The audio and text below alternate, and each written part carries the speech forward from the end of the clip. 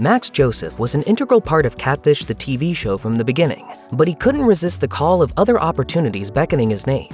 When MTV's Catfish debuted in 2012, the internet dating landscape was a somewhat simpler, though no less dangerous place.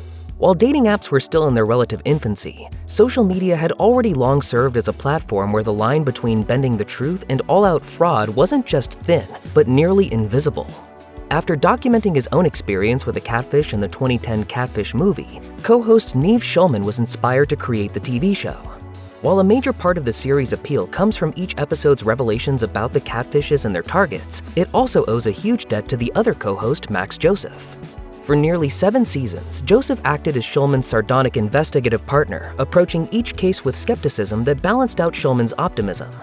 Then, in 2018, Joseph exited the series for good. From a PR standpoint, his timing couldn't have been worse, as that same year, MTV suspended production of Catfish and conducted an investigation into allegations of sexual misconduct against Schulman. While the network found the accusations baseless, it was all too easy to suspect a connection between the two events. But the truth is that Joseph's departure had little to do with the show itself. He announced his departure from Catfish in a lengthy Instagram post as he revealed, "For a while now, I have been straddling 2 careers as TV host and filmmaker, and while this level of busyness is a dream come true, my life can no longer sustain it." This is it. We gotta say goodbye. I could sit here all day. I don't want it. Not saying goodbye, but I think we gotta do it. Long before Catfish, Joseph was directing, filming, editing, and even starring in various short films and documentaries. In 2008, he made his directorial debut with the short State of the Economy Oil Addiction. He then went on to create a series of socially conscious documentary shorts that covered a range of topics, from the environment, to education, to immigration. In 2015, he took a hiatus from Catfish to complete his feature directorial debut, We Are Your Friends. Though it starred Zac Efron, it failed to impress either critics or audiences.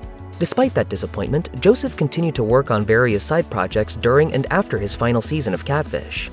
In 2017, he created a series of documentary shorts, including the ironically titled Dick's Do You Need to Be One to Be a Successful Leader? And Bookstores, How to Read More in the Golden Age of Content. Both are part of his Charismatic Thinker series, which he actually shot and edited before his Catfish exit. Joseph was commissioned to create the shorts by Vero, a would-be Instagram rival that promises users several things that aren't exactly possible to guarantee on social media, like transparency, trust, and, quote, meaningful connections. But then, in 2021, Joseph re-embraced his social media wariness with a new documentary called 15 Minutes of Shame. Directed by Joseph and executive produced by Monica Lewinsky, the film explores public shaming in the 21st century and investigates the many ways in which the internet has made it even easier. Unlike the many relationships gone awry on Catfish, the connection between Max Joseph and the show was eventually renewed as he returned to the series for its 9th season to co-host an episode. He stepped in for Cammie Crawford, who co-helmed the show from 2018 onward and announced her own impending departure in October 2024. Joseph's return was heavily hyped by MTV, which aired promos calling Season 9 the season you've been baiting for. Outside of Catfish, Joseph has continued to keep himself busy as a documentarian. 15 Minutes of Shame debuted on Max in 2021, and he also directed a miniseries called Happiness.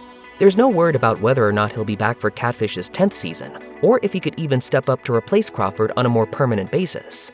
But either way, it seems safe to say that there are no hard feelings between Joseph and his former employer.